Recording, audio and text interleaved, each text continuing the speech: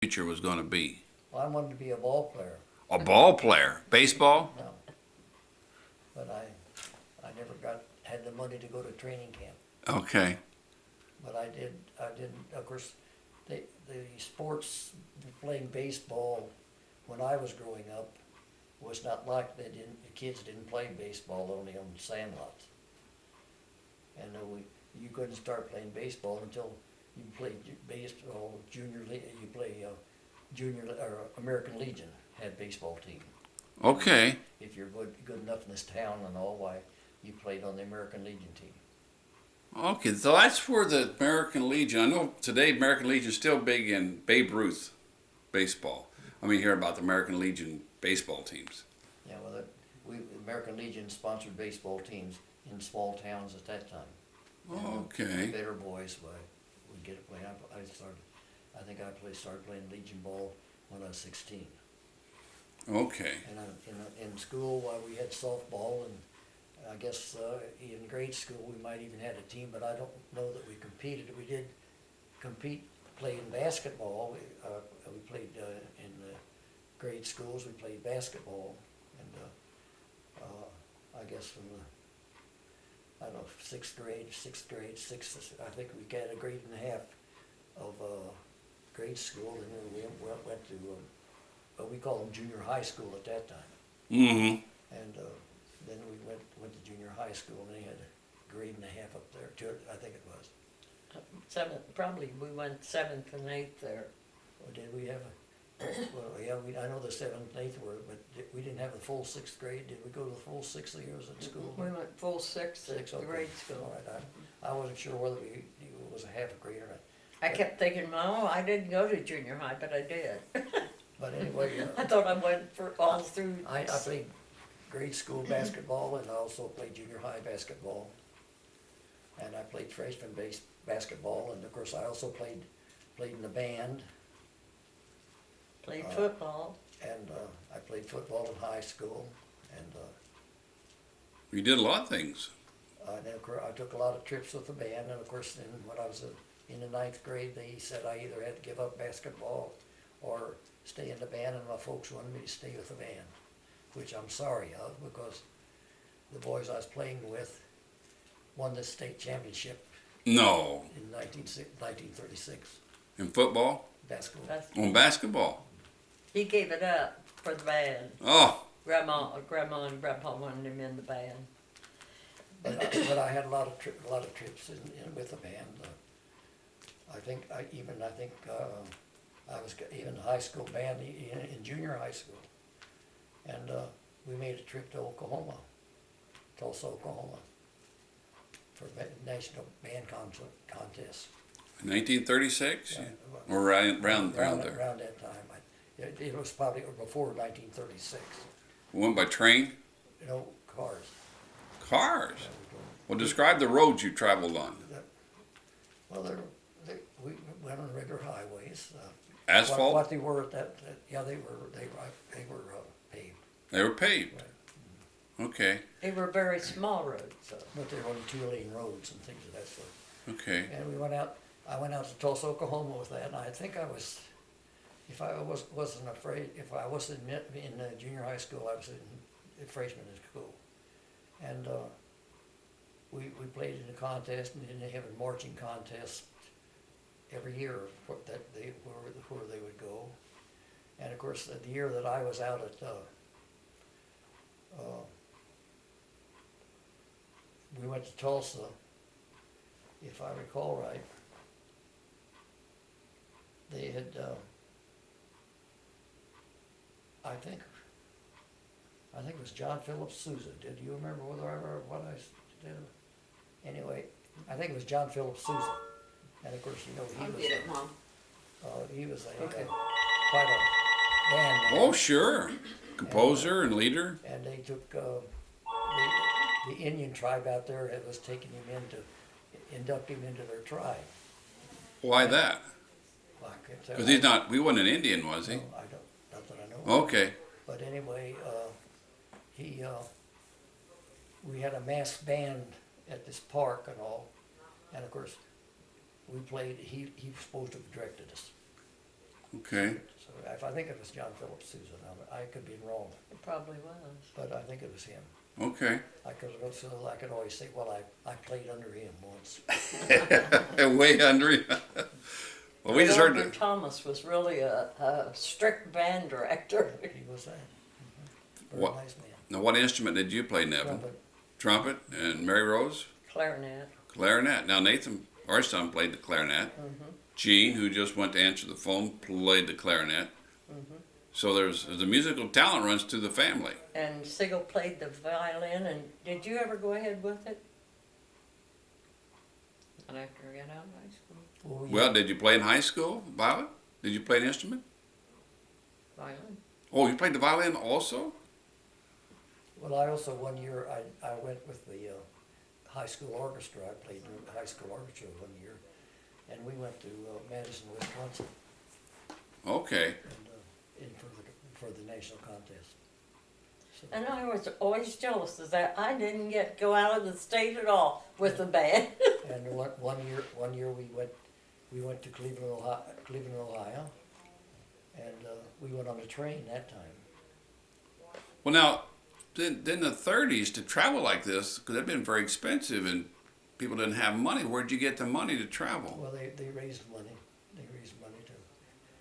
And the gasoline Gasoline wasn't that expensive then either. Wasn't $3 a gallon? was probably 15, 25 cents a gallon, wasn't it, or something like that. I mean, it's very was very. But otherwise, Considered very cheap. quite often families would haul the band in their cars and things of that sort. And of course, one year in 1931 and 32, they had a World's Fair at Chicago. Yes. And I don't know which year it was, but our band went to Chicago for the World's Fair. And so we were involved. You did a lot of traveling. Violet and I went to Chicago and went to the World's Fair. Mom and Dad took us, remember? And Didn't take me. well, you probably were working. So, It was in 1933, I think it was. Maybe you went with us. I don't. You remember riding? We rode on the elevated train down to Evanston, Illinois, and saw Uncle Roy. I went up there. I went up to Chicago The band. with the band, and we played it. It was went out to Evanston, Illinois, and we stayed and we slept on cots on the golf course. Oh well, we slept at Uncle Roy's I house. didn't go to him. I didn't go there at all. Now Uncle Roy was the uncle that you were named after, and one of our dad's favorite uncles, I think. I don't know. And Mom thought you would always be called Roy, and instead he always called you Nevin. So he went by Nevin here. He's Roy out in Baltimore. Oh, is that right? Oh, you had to change your name when you got there, huh? Well, you know, Social Security was involved. It was in at that time, and of course, my name was Roy N. Palmer. Okay. And of course, through here, but through high school, I went through as Nevin Palmer. And he's known as Skee Ball. That's right. Skee ball. Yeah. I'd gone to an amusement park one time, and one smart ass told her, I said, so I played some skee ball games, and from there on in, they called me Skee Ball. Oh, okay. Okay. Don't see skee ball too much anymore. Only at amusement parks. Yeah, only at amusement parks, yeah. But, so that was the main thing. When I finished high school, I went out to Des Moines, Iowa, enrolled in Drake University. I had a National Honor Society scholarship of $75. A year? Yeah. Well, at least a semester. I don't know. A semester, I okay. didn't Probably a stay. semester. I didn't stay. And they when I got up there, they got me a place to stay with a man and his mother. And I was supposed to go on Monday then to a restaurant to get my eats to work. I was so homesick that I went back home, No. which was a big mistake of my life. But then my mother and dad then took me down to Bloomington, and I enrolled in IU from the 1937. And I went to IU for the 1 year. I played, I was one of 10 fellows that got numerals for playing baseball. Okay. And then when I came back, jobs were pretty scarce at that time because we had a little recession at the time, and I didn't make any money enough money in the summer to go back to school, so I never returned. But that was something that Tim 1 year in the mid 30s. So where'd you come up with the money? Where'd your parents come up with the money? Well, I had enough money. Oh, I got an insurance man who went to our church, got me I get $300 and some scholarship, or $300 and some dollars. Uh-huh. And I went to, and what some money that I had, that I went to school with. Of course, school wasn't that expensive at that time. No, but you was making $1 a day too. Yeah. So anyway, well, at that time, I carried papers up till I was 19, and of course, I made $5 a week. I had 100 papers. If everybody paid me, I got a nickel a paper. Okay. And so I got $5 a week. Of course, I was kind of a spendthrift, so I didn't. But anyway, but since I didn't go back to college, then I did different. I worked at a friend got me a job at we had a enameling plant in Frankfurt. I worked there for a while. Then I had an uncle and aunt living up in Anderson. He worked at Delco Remy, and I went up there for 3 months, and of course they had a little cut back on jobs, so I got laid off again. And then eventually they brought a factory down from Pennsylvania called U.S. Haim Company, and since I was playing baseball, I played ball with them, and they gave me a job, 45 cents an hour.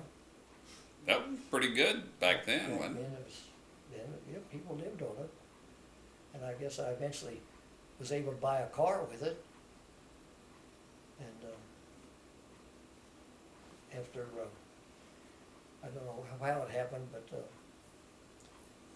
I don't even know who did. Somebody came through and sold a friend and I a plan to go to an aircraft school out in Wichita, Kansas. And he and I went out there, and for I think it was a 2 or 3 months thing, and that was 1937. No, 1941. Mm-hmm. And I got, while we were there, when we were finishing up, we got applications were mailed in to go to that Martin's in Baltimore was wanting people. They paid $1 an hour. So we sent in applications, and we both got hired. Doing what? I was in assembly, working on assembly, small assembly parts. And For an of course, airplane. And they made airplanes. Okay. They were Martin Marietta's. It's Martin Marietta, I think now. Yes. But at that time it was Glenn L. Martin, and he of course built airplanes. They built the B-26 and the B-26 for U.S. and the B-25 for for Britain. Oh, okay. And they also tried to make some boats, flying boats there also. But they were big planes, but they didn't go too far with. And I worked at Martin. Well, soon after I guess within a year at Martin's, I started out working night work, and of course, the fellow that was working in charge of supervisor of the wiring section, who cut the wires and things of that sort, they needed a supervisor for that, and I was promoted to that. And all during the war, I got deferments because I was in an aircraft plant. Then you worked at Martin the rest of your life then? No, I should have. I quit because I somebody tried to interest me in the paper business, and I quit and went into the paper business, but it turned out not what it should have been.